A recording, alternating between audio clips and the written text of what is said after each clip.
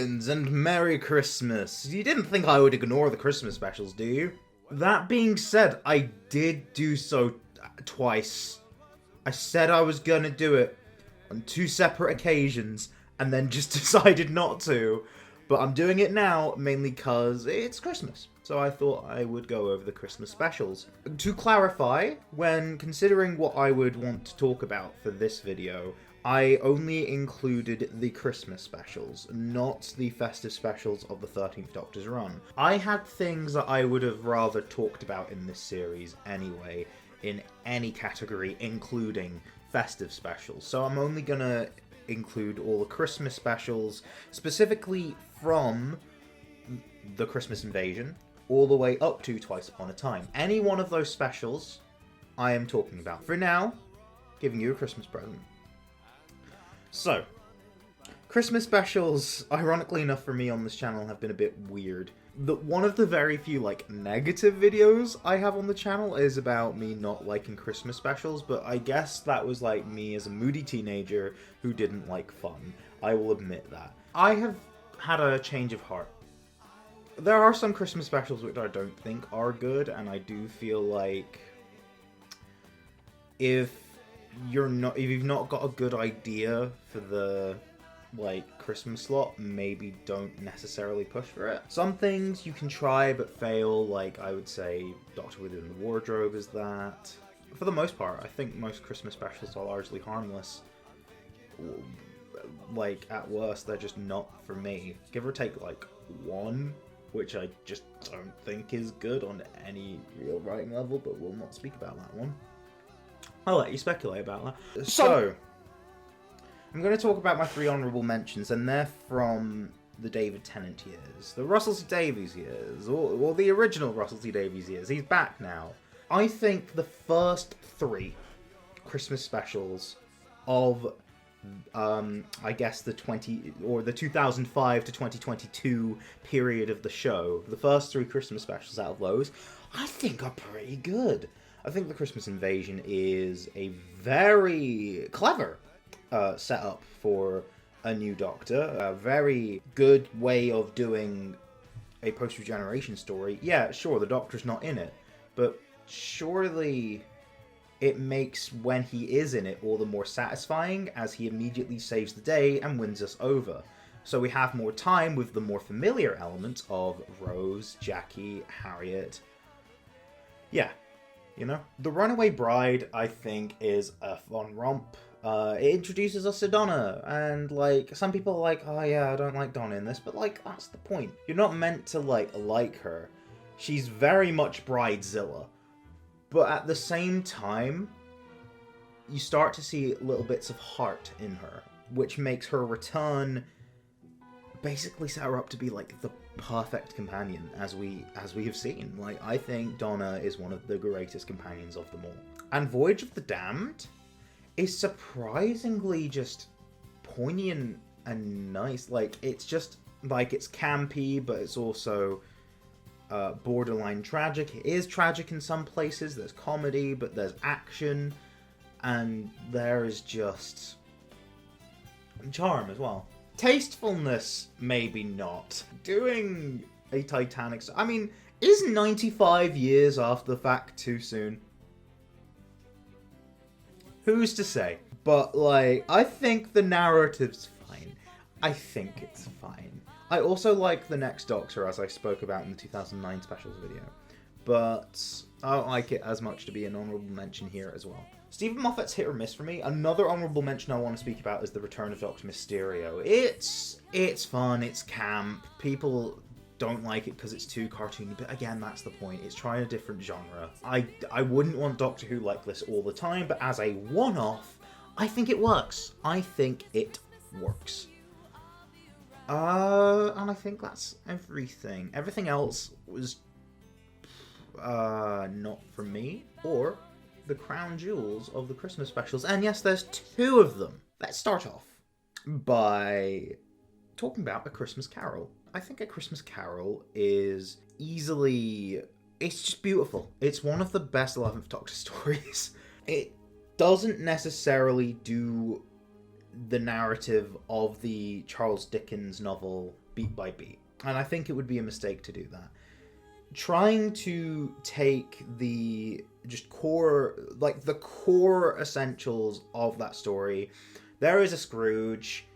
His name is Scrooge. He's a bad man, and three ghosts need to basically make him not that.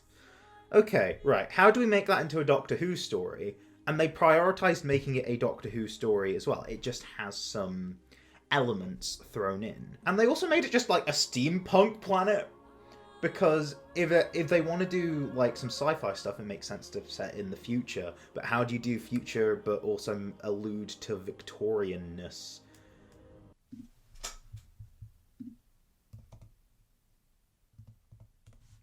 Steampunk! They do make it a character piece of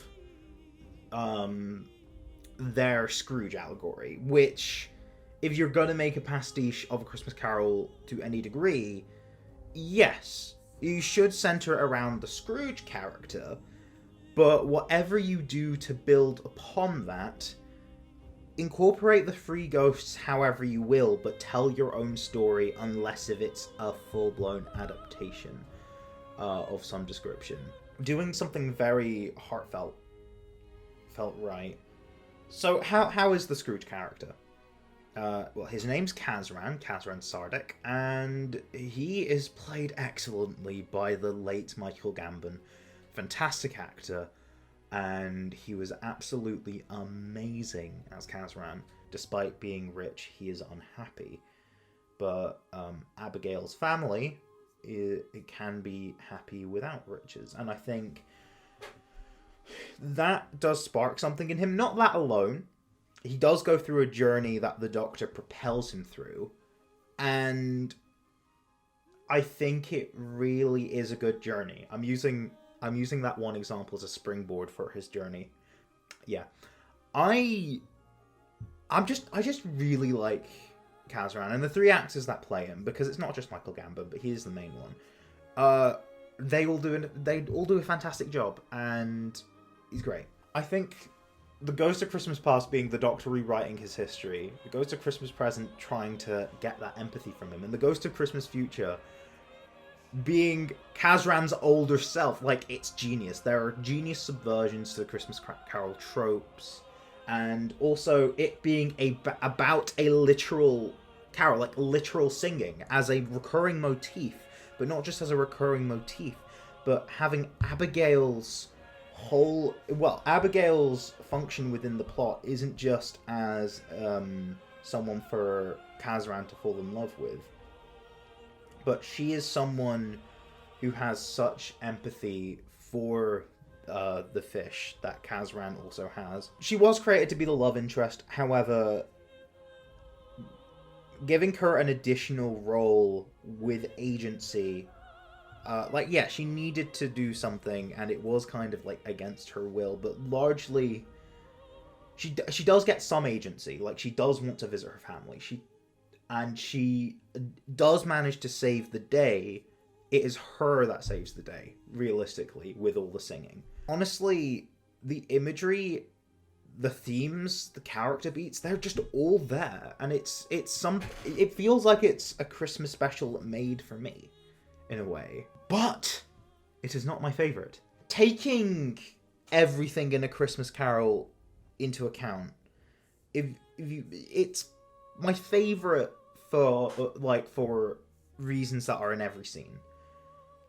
But the ending of the Husbands of River song, to me, is what makes it my favourite. And Thomas is seething right now.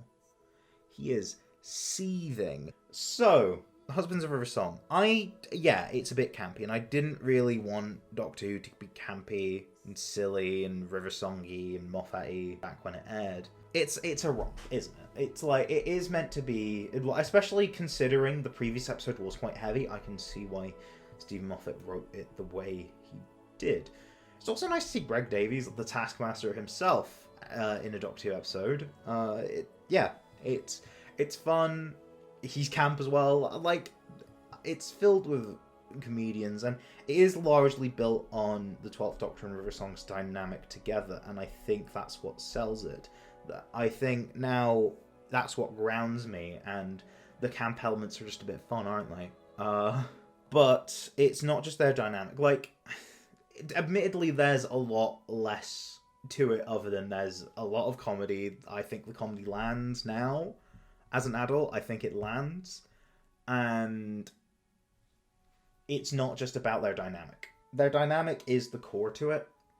And that includes the ending, which is why it's my favourite. Not only is it something that's just well done on the whole, but it also manages to do something that I think is amazing. Oh no, I just think those last 10 minutes...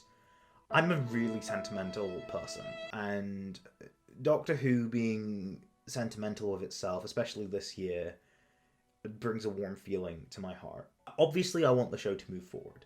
I want it to move forward,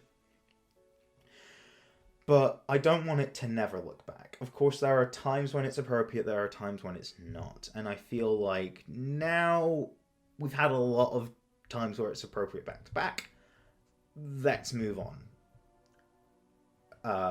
But I feel like you kind of needed those last 10 minutes to close the door truly on River Song, and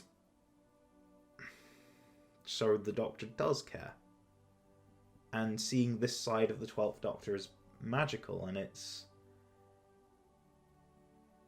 Oh no, I'm just a sentimental guy. I just love it. I had to talk about both because I love both A Christmas Carol and Husbands of River Song very much, and I find it hard to really tell which one's my favourite. I'm saying Husbands is my favourite mainly because it's cheating. It's doing the thing that I like things to do. Or it does the thing that really overrides any of my critical analysis. I guess, to really sum it up, I think A Christmas Carol makes my brain happier. And The Husbands of River Song makes my heart happier. Both make both happy, but that is where I stand on those. So, see you next time. Cheerio.